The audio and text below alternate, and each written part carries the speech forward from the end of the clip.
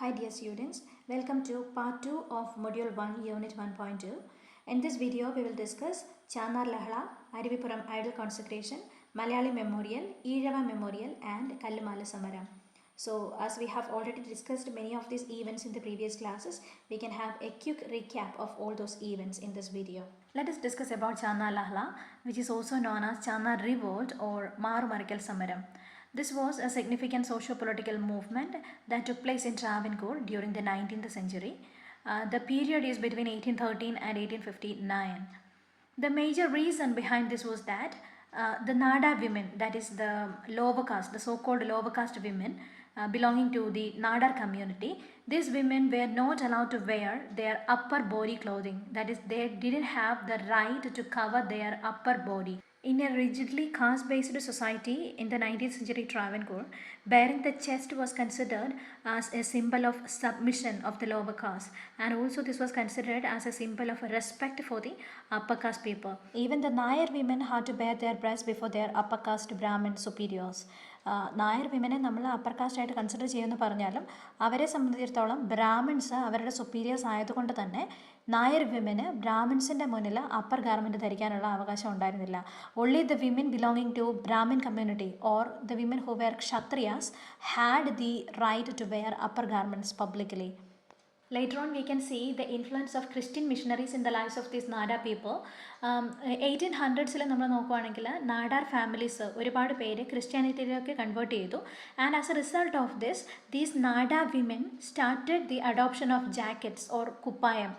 അതായത് ഈ നാടാർ കമ്മ്യൂണിറ്റിയിലുള്ള വിമൻ ക്രിസ്ത്യാനിറ്റിയിലേക്ക് കൺവേർട്ട് ചെയ്തപ്പോൾ they started wearing upper garments or jackets. അവർ അപ്പർ ഗാർമെൻറ്റ്സ് ധരിക്കാനായിട്ട് തുടങ്ങി. And in 1813 there was a revolutionary order issued by the British Diwan colonel John Munro who allowed the Nadar Christian women to wear upper garments. So 1813 വളരെ revolutionary ആയിട്ടുള്ള ഒരു order വന്നത് it was from colonel John Munro. So അദ്ദേഹം issue ചെയ്ത order ഇതായിരുന്നു: Nadar women who belong to Christian community they can wear upper garments. But Monroe's permission was later withdrawn because it received strong opposition from upper caste elites. Upper caste people ആർക്കും ഇത് ഇഷ്ടപ്പെട്ടില്ല, അതുകൊണ്ട് തന്നെ ആ order ഉടനെ തന്നെ പിൻവലിച്ചു. Since these upper caste people were against these Chandar women wearing upper body garments, a few of the Chandar women wearing jackets were attacked by some upper caste men in the year 1822 at Kalkulam market. ഈ upper caste men ഇങ്ങനെ ചെയ്യാനായിട്ട് കാരണം അവർ വിശ്വസിച്ചിരുന്നത് ഇതാണ്: upper cast വിമനെ പോലെ lower caste women dress ധരിക്കാനായിട്ട് തുടങ്ങിയാൽ cast hierarchy അല്ലെങ്കിൽ ഈ സൊസൈറ്റിയിൽ ഇവർ ഇത്രയും നാൾ പടുത്തുയർത്തി വെച്ചിരിക്കുന്ന ഈ കാസ്റ്റ് ബേസ്ഡ് ഈ ഡിസ്ക്രിമിനേഷൻ അത് ഇല്ലാതായി മാറും എന്നായിരുന്നു അവരുടെ വിശ്വാസം. അതുകൊണ്ട് തന്നെ അപ്പർ കാസ്റ്റ് മെൻ അല്ലെങ്കിൽ അപ്പർ കാസ്റ്റ് പീപ്പിൾ ഒരിക്കലും ലോവർ കാസ്റ്റ് പീപ്പിൾ അപ്പർ കാസ്റ്റിനെ പോലെ ഡ്രസ്സ് ധരിക്കാനായിട്ട് അനുവദിച്ചിരുന്നില്ല. During this 1822 Kalkulam incident, the Divan of Travancore supported the upper caste arguments, refusing to protect the women's rights. So നേരത്തെ നമ്മൾ കണ്ടായിരുന്നു the Divan of Travancore lower caste women Nadar വിമന് jackets ധരിക്കാമെന്നുള്ള രീതിയിലൊരു ഓർഡർ ഇഷ്യൂ ചെയ്തായിരുന്നു. പക്ഷേ ഈ 1822 കൽക്കുളം ഇൻസിഡൻറ്റിൽ അദ്ദേഹം അപ്പർ കാസ്റ്റ് പീപ്പിളുടെ കൂടെയാണ് നിന്നത്, not with the lower caste women. ഈ ഇഷ്യൂ ഇത്രത്തോളം സീരിയസ് ആയപ്പോൾ LMS മിഷണറി ആയിട്ടുള്ള റെവറൻഡ് ചാൾസ് മീഡ് പത്മനാഭപുരം കോർട്ടിൽ ഒരു ഫോർമൽ കംപ്ലൈൻറ്റ് ഫയൽ ചെയ്യുന്നു. അതിനെ ബേസ് ചെയ്തിട്ട് 1829 ക്വീൻ ഗൗരി പാർവതി ഭായ് ഒരു പ്രൊക്ലമേഷൻ ഇഷ്യൂ ചെയ്യുന്നു. ആ പ്രൊക്ലമേഷൻ അല്ലെങ്കിൽ ആ ഓർഡറിൽ പറഞ്ഞത് ഇതാണ്: നാടാ വിമന് ജാക്കറ്റ് ധരിക്കാം, പക്ഷേ അപ്പർ കാസ്റ്റ് ഹിന്ദു വിമൻ ധരിക്കുന്നത് പോലെയുള്ള ജാക്കറ്റ് ധരിക്കാനായിട്ട് പാടില്ല. Again this caused violent trouble in the society.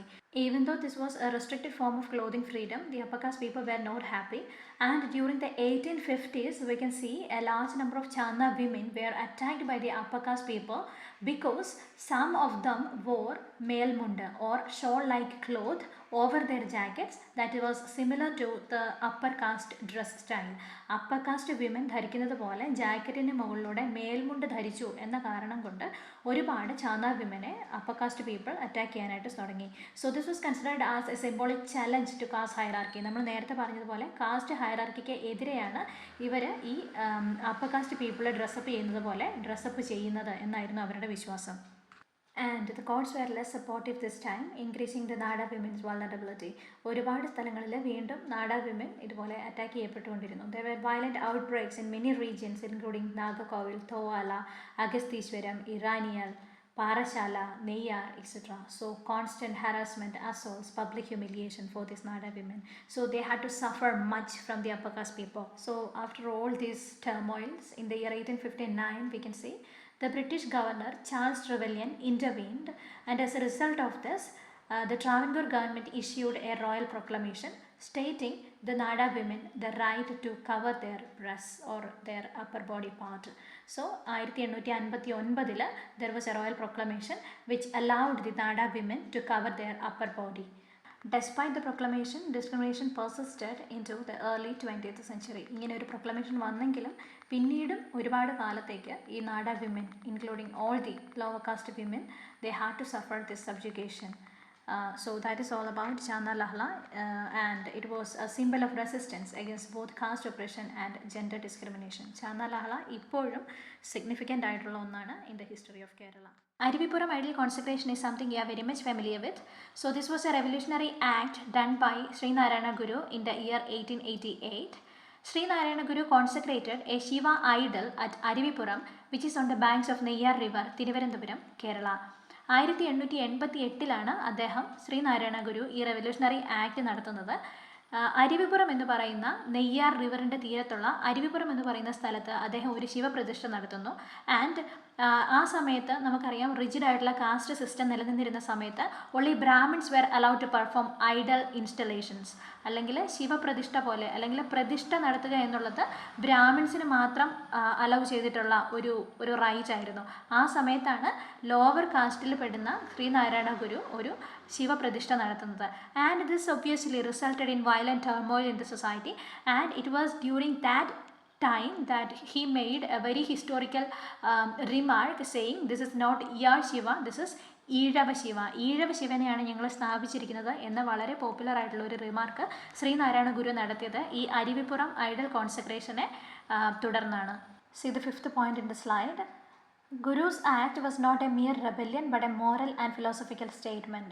So അദ്ദേഹം നടത്തിയത് ഒരു റെബല്യൻ ആയിരുന്നില്ല. More than that he wanted to assert what religion is. Religion എന്നതുകൊണ്ട് എന്താണ് ഉദ്ദേശിക്കുന്നത്, അല്ലെങ്കിൽ വേർഷിപ്പ് എന്നതുകൊണ്ട് എന്താണ് ഉദ്ദേശിക്കുന്നതെന്ന് പറഞ്ഞു വയ്ക്കാനാണ് അദ്ദേഹം ശ്രമിച്ചത്. He asserted that god belongs to all, not to a single caste. ഒരു പർട്ടിക്കുലർ കാസ്റ്റിന് വേണ്ടിയിട്ടല്ല ദൈവം നിലനിൽക്കുന്നത് എന്ന ഐഡിയ കൊണ്ടുവരാനാണ് അദ്ദേഹം ശ്രമിച്ചത്. He denied the idea that ritual purity determines spiritual worth. അതായത് ഏതെങ്കിലും ഒരു പർട്ടിക്കുലർ റിലീജിയൻ മാത്രമല്ല പ്യുവർ ആയിട്ടുള്ളത്, ബാക്കി റിലീജിയൻസിനെ ഇംപ്യുവർ ആയിട്ട് കൺസിഡർ ചെയ്യാനായിട്ട് പറ്റില്ല. And he promoted the concept of Adwaita, the philosophy of Adwaita. So we have already discuss that oneness of all beings, that is God and the human beings are the same. അദ്വൈത, ദൈവവും മനുഷ്യനും ഒന്നാണ് എന്ന് പറയുന്ന കൺസെപ്റ്റാണ് അദ്ദേഹം മുന്നിലേക്ക് വയ്ക്കാനായിട്ട് ശ്രമിച്ചത്. So he put forward this as a foundation of social harmony. This act paved the way for a series of temple entry movements, and also he has established several temples across Kerala. കേരളത്തിൽ അങ്ങോളം ഇങ്ങോളമായിട്ട് ശ്രീനാരായണ ഗുരു പിന്നീട് കുറേ temples സ്ഥാപിച്ചു. And to monitor the activities and to administer the activities of this temples he has established Kshetrayogam. And here is a list of the temples that Sreenarayana Guru has established throughout Kerala. The Arivipuram consecration has inspired various temple entry movements that followed it, like the Vaikam Satyagraha, Guruvayur Satyagraha, and various social reform movements. Let us now discuss about Malayali Memorial. Malayali Memorial was a historic petition submitted on January 1st, 1891 by native Malayalis of Travancore to the then King Srimulam Tirunal, demanding fair representation in government services. Malayali Memorial എന്ന് പറഞ്ഞാൽ ഇത്രയേ ഉള്ളൂ. It was A historic petition. അന്നത്തെ രാജാവിന് മലയാളീസ് ആയിട്ടുള്ള ട്രാവൻകൂറിൽ താമസിച്ചിരുന്ന കുറേ ആൾക്കാർ ചേർന്ന് സബ്മിറ്റ് ചെയ്ത ഒരു പെറ്റീഷനാണിത്. ആ പെറ്റീഷൻ്റെ മെയിൻ ഉദ്ദേശം ഇതായിരുന്നു: ഗവൺമെൻറ് സർവീസസിൽ മലയാളീസിന് ചാൻസ് കൊടുക്കണം. In fact this was against the dominance of Tamil Brahmins in administrative positions and the assertion of Malayali identity and rights within the princely state. Malayali memorial എന്ന പേരിൽ ഇങ്ങനെ ഒരു പെറ്റീഷൻ ഫയൽ ചെയ്യാനായിട്ട് മെയിൻ കാരണം കേരളത്തിൽ ഗവൺമെൻറ് സർവീസസിൽ പ്രത്യേകിച്ചും അഡ്മിനിസ്ട്രേറ്റീവ് പൊസിഷൻസിൽ ഇരുന്നിരുന്നത് കൂടുതലും തമിഴ് ബ്രാഹ്മിൺസ് ആയിരുന്നു. ഇവരെ ഈ പൊസിഷനിൽ വെക്കാനായിട്ട് മെയിനായിട്ടുള്ള റീസൺ പറഞ്ഞിരുന്നത് their proficiency in English, their experience in British administrative systems, their high caste Brahmin status, ഇതൊക്കെയായിരുന്നു. സോ അതുകൊണ്ട് തന്നെ തമിഴ് ബ്രാഹ്മിൺസ് മദ്രാസ് പ്രസിഡൻസിയിൽ നിന്നൊക്കെ ട്രാവൽ ചെയ്ത് അല്ലെങ്കിൽ ഇവിടെ വന്ന് സ്റ്റേ ചെയ്തൊക്കെ അവർ ഈ പൊസിഷനിലിരിക്കുകയാണ്. ആൻഡ് ഈ Malayalis, even though they are educated, Malayalis including Nairs, Ezhavas, Syrian Christians, ഇവർക്കൊന്നും ഈ സ്റ്റേറ്റസ് എൻജോയ് ചെയ്യാനേ പറ്റിയിരുന്നില്ല. ഇവർക്കൊന്നും ഗവൺമെൻറ് പൊസിഷനിൽ ജോലി ലഭിച്ചിരുന്നില്ല. സോ അതിനെതിരെയാണ് ഈ മലയാളി മെമ്മോറിയൽ എന്ന് പറയുന്ന ഈ ഒരു പർട്ടിക്കുലർ പെറ്റീഷൻ ഫയൽ ചെയ്തത്. സോ എന്തുകൊണ്ടാണ് മലയാളി മെമ്മോറിയൽ എന്ന റീസണാണ് തേർഡ് പോയിന്റ് പറഞ്ഞിരിക്കുക. ഇനിക്വാളിറ്റി ഇൻ എംപ്ലോയ്മെൻറ്റ്, നമ്മൾ കണ്ടു നോൺ മലയാളീസിനായിരുന്നു ജോലി ലഭിച്ചിരുന്നത് ഗവൺമെൻറ് സർവീസിൽ. Lack of representation from the part of Malayali subjects, Malayali സബ്ജക്ട്സിന് അവരുടെ ഗവൺമെൻറ്റിൽ പാർട്ടാവാനായിട്ട് അല്ലെങ്കിൽ ഗവൺമെൻറ് അഡ്മിനിസ്ട്രേഷനിൽ പാർട്ടാവാനായിട്ട് കഴിഞ്ഞിരുന്നില്ല. പിന്നെ മലയാളീസ് എഡ്യൂക്കേറ്റഡ് ആവാൻ തുടങ്ങി. Then emergence of public opinion and press creating awareness of regional injustice. So ഇതൊക്കെയായിരുന്നു മലയാളി മെമ്മോറിയൽ റേസ് ചെയ്യാനായിട്ടുള്ള മെയിനായിട്ടുള്ള റീസൺ. ആൻഡ് ഇതിൻ്റെ ഡ്രാഫ്റ്റിംഗ് നടന്നത് it was in the public library of Kottayam. കോട്ടയത്തെ പബ്ലിക് ലൈബ്രറിയാണ് ഇതിൻ്റെ വെന്യൂ ആയിരുന്നത് for the drafting of the memorial. The main leaders were KP Sankara Menon, GP Pillai, CV Raman Pillai, doctor Palpu. ഇത്രയും ആൾക്കാരായിരുന്നു അതിൻ്റെ leaders. And more than 10,000 people representing mainly upper caste and educated Hindu Malayalis signed in the Malayali Memorial petition. The demands of Malayali Memorial were employment of Malayalis in government services in proportion to their population and qualification. മലയാളീസിൻ്റെ ക്വാളിഫിക്കേഷനും അവരുടെ പോപ്പുലേഷനും നോക്കി മലയാളീസിന് government സർവീസിൽ ജോലി കൊടുക്കുക. Preference for native born subjects, that is Malayalis over outsiders. മലയാളീസിന് ജോലി കൊടുത്തതിന് ശേഷം മാത്രമേ outsiders, that is Tamil Brahmins including ഔട്ട്സൈഡേഴ്സിന് ജോലി കൊടുക്കാനായിട്ട് പാടുള്ളൂ. Then call for fairness, equality and local representation in administration. But the Tamil Brahmins who were already enjoying the dominant position in administration, they were not happy with the Malayali Memorial signed in 1891. So what they did was that they petitioned a counter memorial in the year 1896. നമ്മൾ നേരത്തെ പറഞ്ഞു ഈ Tamil Brahmins ആയിരുന്നു dominant പൊസിഷനിൽ administrative പവറിലൊക്കെ ഇരുന്നത്. So അവർക്ക് ഇഷ്ടപ്പെട്ടില്ല ഈ മലയാളി മെമ്മോറിയൽ സൈൻ ചെയ്തത്. അതുകൊണ്ട് 1896 അവർ തിരിച്ചൊരു മെമ്മോറിയൽ സൈൻ ചെയ്യുന്നു, that is against the Malayalis. So their main purpose was to defend their dominant position in administration. So what they did was that they argued that Malayalis were allegedly less qualified and less loyal to the state. മലയാളീസിനെ ഈ സ്റ്റേറ്റിൻ്റെ പവറിൽ കൊണ്ടുവന്നാൽ അവർ അത്ര qualified ഒന്നുമല്ല, and also they are less loyal എന്നൊരു സംഭവം വെച്ചിട്ടാണ് അവർ അവരുടെ ആർഗ്യുമെൻറ്റ് റേസ് ചെയ്തത്. So the result was that it intensified ethnic and communal divide.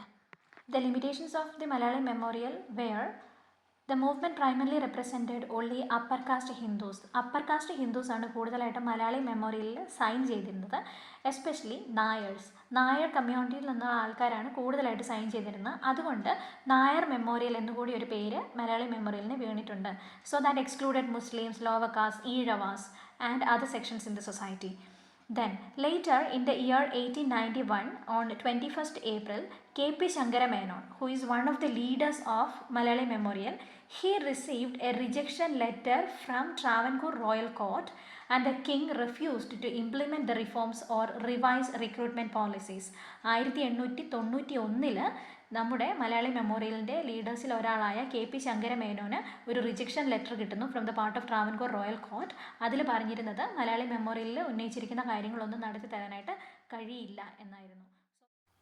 Immediate ആയിട്ടുള്ള റിസൾട്ട്സ് കൊടുക്കാനായിട്ട് മലയാളി മെമ്മോറിയലിന് കഴിഞ്ഞില്ല എങ്കിലും the memorial had lasting consequences, like it laid the groundwork for later organizations such as Ezhava Memorial, SNDP Yogam, State Congress, etc. And also it has got historical significance. So it was the first organized political movement in Kerala based on regional identity. Regional identity base ചെയ്തുള്ള ഒരു awakening, അതിനെ base ചെയ്തുള്ള ഒരു revolution അല്ലെങ്കിൽ ഒരു movement in the history of Kerala first time ആയിരുന്നു. And that is the very significance or the historical significance of Malayali Memorial. Now it is the Ezhava Memorial.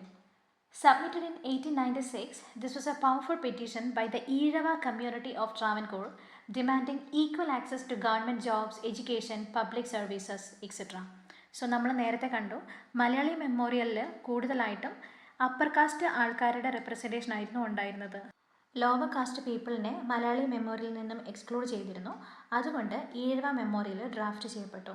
So the main leader or the drafter of this Eezhava memorial was Dr. Padmanabhan Palpu, a qualified Eezhava physician who was denied government employment due to caste discrimination. ഇതിൻ്റെ ഈ Ezhava മെമ്മോറിയലിൻ്റെ main drafter എന്ന് പറയുന്നത് doctor Padmanabhan Palpu ആണ്, അല്ലെങ്കിൽ doctor Palpu ആണ്. അദ്ദേഹം ഒരു Ezhava physician ആയിരുന്നു. അദ്ദേഹത്തിന് ഗവൺമെൻറ് ജോബ് കിട്ടാത്തതിൻ്റെ മെയിൻ റീസൺ എന്ന് പറയുന്നത് അദ്ദേഹത്തിൻ്റെ കാസ്റ്റ് ആയിരുന്നു. സോ ഈ ഈഴവ മെമ്മോറിയൽ മെയിനായിട്ട് ഉദ്ദേശിച്ചത് equal rights in education, employment and access to public institutions. That is for the Ezhava people, lower കാസ്റ്റിലുള്ള അല്ലെങ്കിൽ ഈഴവ കമ്മ്യൂണിറ്റിയിലുള്ള ആൾക്കാർക്ക് education, employment, access to public systems അല്ലെങ്കിൽ പബ്ലിക് ഇൻസ്റ്റിറ്റ്യൂഷൻസ്, അതിനുള്ള റൈറ്റ് വേണം എന്നുള്ള ഡിമാൻഡ്സ് ആയിരുന്നു ഈഴവ മെമ്മോറിയൽ റേസ് ചെയ്തിരുന്നത്. And this was signed by about 13,176 Ezhavas. ഇത്രയും ഈഴവാസാണ് ഈ പെറ്റീഷൻ സൈൻ ചെയ്തത്. And that was submitted to the then Maharaja of Travancore, that is to Sreemoolam Thirunal. Ezhava മെമ്മോറിയലിൻ്റെ ഡിമാൻഡ്സ് ഇതൊക്കെയായിരുന്നു: admission of Eezhavas to government jobs and schools, abolition of caste-based restrictions in public spaces and temples, recognition of Eezhavas as loyal and capable citizens deserving fair opportunities. So ഇതിൻ്റെ ഒരു historic background നോക്കുകയാണെങ്കിൽ Ezhavas were barred from most government jobs. Government jobs ഒന്നും enjoy ചെയ്യാനായിട്ട് ഈഴവാസിന് അനുമതി ഉണ്ടായിരുന്നില്ല. They were barred from temple entry or they were prohibited from entering in to temples and they were not able to get educated. No Eezhava could hold a job paying more than 5 annas a day. ദിവസം 5 അണയിൽ കൂടുതൽ സമ്പാദിക്കുന്ന ഒരു ജോലി earn ചെയ്യാനായിട്ട് ഈഴവാസിന് അനുമതി ഉണ്ടായിരുന്നില്ല. So ഇതൊക്കെ വേണമെന്ന് പറഞ്ഞിട്ടായിരുന്നു ഈഴവ മെമ്മോറിയൽ പെറ്റീഷൻ ഫയൽ ചെയ്തിരുന്നത്.